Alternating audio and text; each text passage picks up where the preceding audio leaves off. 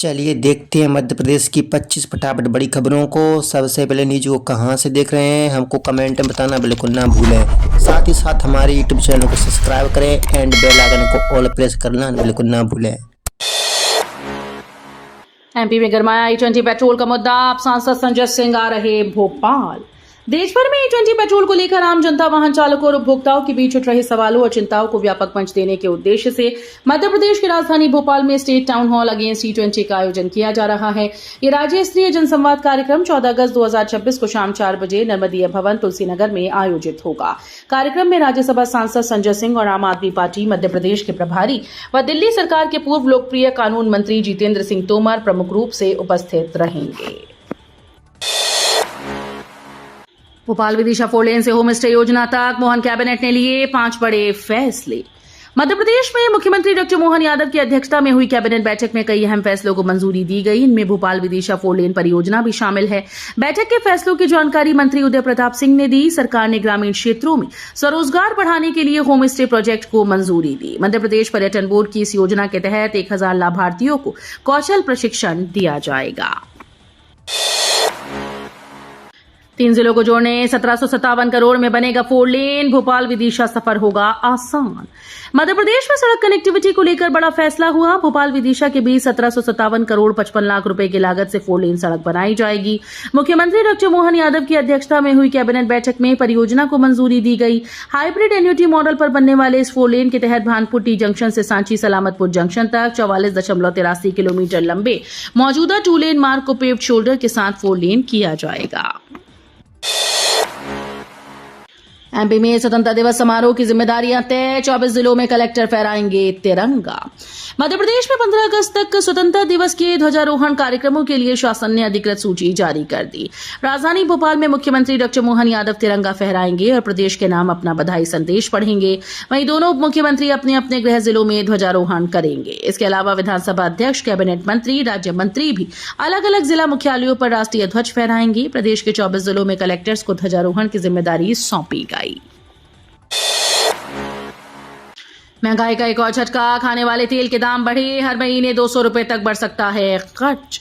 अगस्त में एक बार फिर से किचन का बजट बिगड़ता नजर आ रहा है। खाद्य तेलों की कीमतों में तेजी से ग्राहकों की जेब पर असर पड़ा है। जुलाई में 138 से 140 रुपए लीटर बिकने वाला सोयाबीन रिफाइंड अब 155 से 160 रुपए तक पहुंच गया। वहीं मूंगफली तेल 185 से 190 रुपए लीटर बिक रहा है। 4 लोगों के परिवार में औसतन 5 लीटर तेल की खपत होती है। ऐसे में महीने का खर्च करीब 35 से 40 रुपए तक बढ़ रहा है। एमपी नीट यूजी काउंसलिंग में 47 मेडिकल डेंटल कॉलेज शामिल। डीएमई ने जारी किया आधिकारिक लिस्ट। मध्य प्रदेश में नीट यूजी 2026 की राज्य स्तरीय काउंसलिंग को लेकर बड़ी अपडेट सामने आई। चिकित्सा शिक्षा संचालनालय यानी डीएमई ने काउंसलिंग में शामिल मेडिकल और डेंटल कॉलेजेस की आधिकारिक सूची जारी कर दी। इसके मुताबिक प्रदेश के कुल 47 सरकारी और निजी चिकित्सा और दंत चिकित्सा संस्थान काउंसलिंग में हिस्सा लेंगे। इनमें एमबीबीएस के लिए 20 सरकारी और 15 निजी मेडिकल कॉलेज शामिल हैं। सूची में भोपाल, इंदौर, जबलपुर, ग्वालियर, किसान, दतिया, विदिशा, रतलाम, खंडवा, शहडोल, सतना, नीमच और अन्य जिलों के मेडिकल कॉलेज शामिल हैं। जागरूकता से मिलेगा ईपीएफओ योजनाओं का पूरा लाभ। क्षेत्रीय आयुक्त बोले, डिजिटल व्यवस्था से मिलेगी 3 स्तरों पर सुरक्षा। नौकरी पेशा लोगों के लिए कर्मचारी भविष्य निधि संगठन सिर्फ पीएफ जमा करने वाली संस्था नहीं बल्कि सामाजिक सुरक्षा का एक महत्वपूर्ण माध्यम है। कर्मचारियों के हित में लगातार नई योजनाएं और डिजिटल सुविधाएं शुरू की जा रही हैं। हालांकि इन योजनाओं का वास्तविक लाभ तभी मिल सकता है जब कर्मचारी और आमजन अपने अधिकारों और उपलब्ध सुविधाओं के प्रति जागरूक हों। ईपीएफओ अब अपनी सेवाओं को और बेहतर बनाने के लिए नए सॉफ्टवेयर के माध्यम से सिस्टम को अपग्रेड कर रहा है।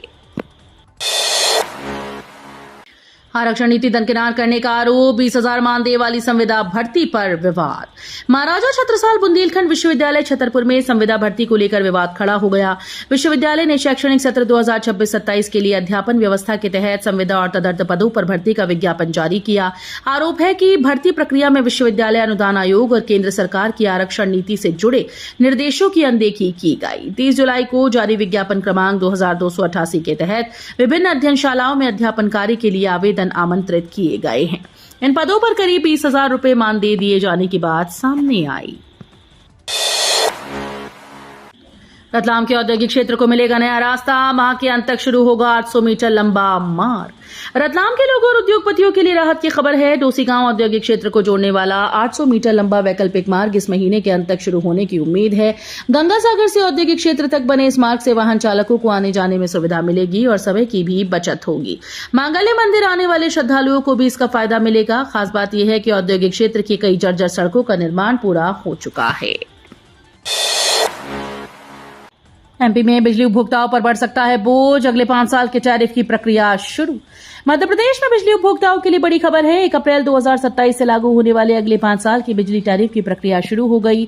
मध्य प्रदेश विद्युत नियामक आयोग ने प्रस्तावित नियम शर्तों पर उपभोक्ताओं से 1 सितंबर तक आपत्ति और सुझाव मांगे। प्रस्ताव में पूर्व क्षेत्र विद्युत वितरण कंपनी की वितरण हानि 14 से बढ़ाकर 23% और मध्य प्रदेश के लिए 24.5% करने का अनुमान है। हालांकि वितरण हानि बढ़ने का मतलब सीधे बिजली दर बढ़ना नहीं है। दिल्ली जाने वाले पार्सल पर 4 दिन रोक, 12 से 15 अगस्त तक रेलवे ने बंद की बुकिंग। स्वतंत्रता दिवस के मद्देनजर रेलवे ने दिल्ली के 5 प्रमुख रेलवे स्टेशन पर 12 से 15 अगस्त तक पार्सल बुकिंग और हैंडलिंग पर रोक लगा दी। इसका असर इंदौर से दिल्ली भेजे जाने वाले पार्सल पर भी पड़ेगा। नई दिल्ली, दिल्ली जंक्शन, हजरत निजामुद्दीन, आनंद विहार टर्मिनल और दिल्ली सराय रोहिल्ला स्टेशन पर 4 दिनों तक पार्सल की सुविधा बंद रहेगी। इंदौर से रोजाना बड़ी संख्या में पार्सल दिल्ली भेजे जाते हैं। ऐसे में जरूरी सामान भेजने वालों को परेशानी से बचने के लिए पहले से वैकल्पिक व्यवस्था करनी होगी। उफनती नदियों के बीच हाई अलर्ट पर रेस्क्यू टीम, संवेदनशील इलाकों में लगातार बचाव अभियान।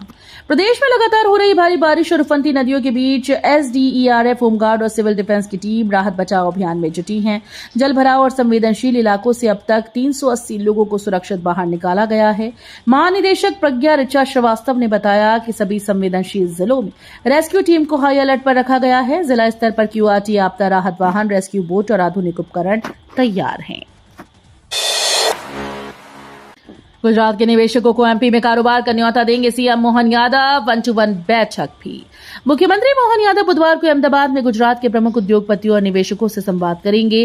ताजा स्काई लाइन में आयोजित निवेश संवाद के दौरान वे मध्य प्रदेश में निवेश की संभावनाओं, उपलब्ध औद्योगिक सुविधाओं और सरकार की नीतियों की जानकारी देंगे। मुख्यमंत्री प्रमुख औद्योगिक समूहों के प्रतिनिधियों से 1-to-1 बैठक भी करेंगे। इन बैठकों में मध्य प्रदेश में नए उद्योग लगाने, निवेश प्रस्ताव को आगे बढ़ाने और कारोबार के लिए बेहतर माहौल तैयार करने पर चर्चा होगी। एमपी में भारी बारिश से सरकार अलर्ट, बाढ़ जल भराव से निपटने त्रिस्तरीय कंट्रोल रूम तैयार। मध्य प्रदेश में लगातार भारी बारिश और बाढ़ के खतरे को देखते हुए सरकार अलर्ट मोड पर है। नगरीय विकास और आवास विभाग ने प्रदेश के सभी नगरीय क्षेत्रों में त्रिस्तरीय नियंत्रण कक्ष स्थापित किए। इनका उद्देश्य अतिवृष्टि, जल भराव और बाढ़ जैसी स्थिति में लोगों को तत्काल मदद पहुंचाना है। अधिकारियों को आपदा की स्थिति में तेजी से कार्रवाई के निर्देश दिए गए। विभाग के आयुक्त संकेत भोंडवे ने कहा कि विपरीत परिस्थितियों में जनधन की सुरक्षा सरकार की सर्वोच्च प्राथमिकता है। पीपल के पेड़ पर मचान, सामने महाकाल, 4 महीने अन्न त्याग कर तपस्या में लीन संत। उज्जैन में चातुर्मास के दौरान आस्था और साधना का अनोखा दृश्य देखने को मिल रहा है। मोक्षदायिनी शिप्रा के किनारे नरसिंह घाट के पास पीपल के पेड़ पर बने छोटे से मचान पर महंत गणेशानंद सरस्वती महाराज कठिन तपस्या में लीन हैं।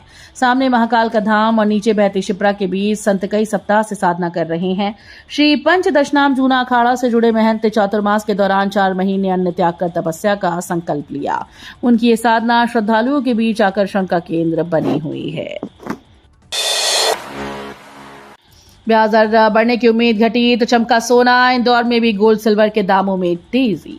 ब्याज दरों में बढ़ोतरी की उम्मीद घटने से सोने और चांदी की कीमतों में तेजी का दौर जारी है। अंतर्राष्ट्रीय बुलियन मार्केट में सोना 2 महीने के उच्च स्तर पर पहुंचते हुए $4,400 प्रति औंस के पार चला गया। अमेरिका से कमजोर रोजगार आंकड़े आने के बाद फेडरल रिजर्व की ओर से जल्द ब्याज दर बढ़ाने की संभावना कम हुई। सितंबर में दर बढ़ने की संभावना अब करीब 44% मानी जा रही है।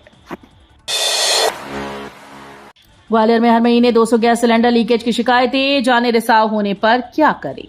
ग्वालियर में हर महीने करीब 200 एलपीजी सिलेंडर लीकेज की शिकायतें सामने आ रही हैं। ऐसे में गैस रिसाव होने पर सावधानी जरूरी है। सबसे पहले गैस की नॉब और रेगुलेटर को बंद कर दें। माचिस, लाइटर या कोई बिजली का स्विच बिल्कुल न चलाएं।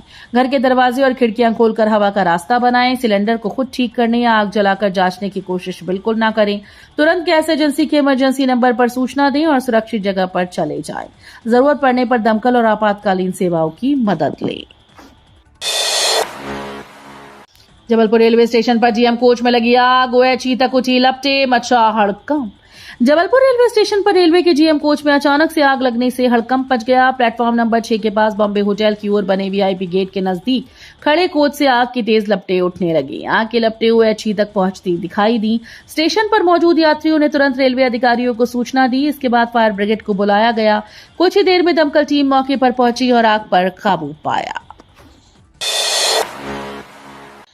वोटर बनने से लेकर शिकायत दर्ज कराने तक ECINET ऐप पर सब कुछ एक जगह। चुनाव आयोग ने मतदाताओं के लिए बड़ी सुविधा शुरू की। ECINET मोबाइल ऐप पर 40 से ज्यादा चुनावी सेवाएं एक ही प्लेटफॉर्म पर उपलब्ध कराई गई।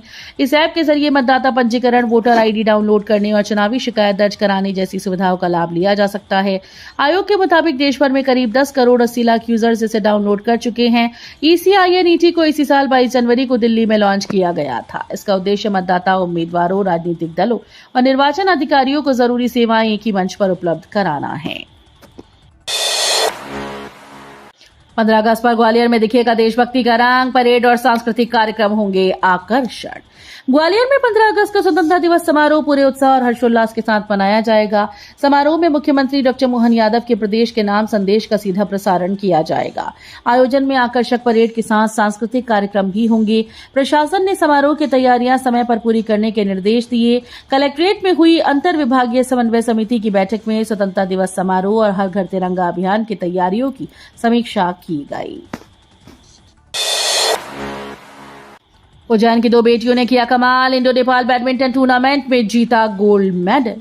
तराना के प्रतिभाशाली बैडमिंटन खिलाड़ी विधि शर्मा और उज्जैन की उत्कर्षा पाल ने शानदार खेल प्रतिभा का प्रदर्शन करते हुए नेपाल में आयोजित Indo Nepal international badminton tournament में महिला डबल्स स्पर्धा में स्वर्ण पदक जीतकर क्षेत्र और प्रदेश का नाम रोशन किया। इस अंतर्राष्ट्रीय प्रतियोगिता में कुल 25 देशों के प्रतिभागियों ने हिस्सा लिया, जिसमें विधि शर्मा और उत्कर्षा पाल की जोड़ी ने बेहतरीन तालमेल, शानदार कला कौशल और दमदार प्रदर्शन किया। पन्ना में मिलेंगे 5000 साल जिंदा रहने वाले पौधे, समुद्र मंथन से जुड़ा इतिहास, धरती से हो रहे विलुप्त। एक तरफ जहां एक्सप्रेसवे, रोड और हाईवे को निर्माण के लिए धड़ाधड़ पेड़ काटे जा रहे हैं, वहीं दूसरी तरफ मध्य प्रदेश में पौधे लगाने की मुहिम चल रही है। इंदौर में एक पेड़ मां के नाम अभियान के तहत लाखों पौधे लगाए जा रहे हैं। वहीं हीरा नगरी पन्ना में विलुप्त हो रहे पेड़ों को फिर से लगाया जा रहा है। ये काम कोई और नहीं बल्कि वन विभाग करने जा रहा है। यहाँ विलुप्त होते संकट प्रजाति के करीब 80 वैरायटी के पौधे लगाए गए। इस पेड़ की खासियत है कि ये 5000 साल तक जीवित रहते हैं। Betul Bhopal 4 lane highway planning की पूरी रिपोर्ट पेश करें, हाईकोर्ट का आदेश। मध्य प्रदेश हाईकोर्ट ने बैतूल भोपाल राष्ट्रीय राजमार्ग में सतपुड़ा और मेलघाट टाइगर रिजर्व के बीच जंगल क्षेत्र से 4 लेन सड़क निर्माण के संबंध निर्देश जारी कर दिए। हाईकोर्ट ने कहा कि इस बारे में NTCA, NHAI, केंद्रीय परिवहन विभाग और राज्य सरकार के संबंधित विभाग आपस में संयुक्त बैठक करें। हाईकोर्ट के कार्यवाहक चीफ जस्टिस विवेक रूसिया और जस्टिस प्रदीप मित्तल की युगलपीठ ने संयुक्त बैठक की। रिपोर्ट पेश करने के निर्देश देते हुए अगली सुनवाई 4 सप्ताह बाद निर्धारित की। एथेनॉल से किसान आए अमेरिका से कृषि समझौते तक, भारतीय किसान संघ ने साफ की रणनीति। उत्तर प्रदेश के मेरठ स्थित माधव कुंज परिसर सभागार में 8 और 9 अगस्त को भारतीय किसान संघ की 2 दिवसीय अखिल भारतीय प्रबंध समिति की बैठक हुई। बैठक में एथेनॉल, भारत अमेरिका व्यापार समझौता, GM फसल, महिला किसान, जैविक खेती और संगठन के ग्रामीण स्तरीय विस्तार सहित कई महत्वपूर्ण विषयों पर व्यापक चर्चा हुई। भारतीय किसान संघ ने किसानों से जुड़े आर्थिक, कृषि और नीतिगत मुद्दों पर अपनी आगामी रणनीति स्पष्ट की। भारी मजदूरों की सुविधा पर चलेगी कैंची, नहीं मिलेगा मध्य प्रदेश में वनोपज का बोनस। दूसरे राज्यों से आकर मध्य प्रदेश के SC ST वर्ग के लोगों का हक मानने वाले बाहरी मजदूरों की सुविधाओं पर सरकार कैंची चलाने जा रही है। राज्य सरकार जल्द ऐसे बाहरी मजदूरों को मिलने वाले वनोपज के बोनस को बंद करने जा रही है। मुख्यमंत्री मोहन यादव की अध्यक्षता में हुई कैबिनेट की बैठक में इस मुद्दे पर चर्चा हुई। हालांकि अभी तक इस पर सरकार ने कोई अंतिम निर्णय नहीं लिया। वीडियो अच्छी लगी तो वीडियो करिए लाइक एंड चैनल को सब्सक्राइब कर बेल आइकन को और प्रेस कर लीजिएगा।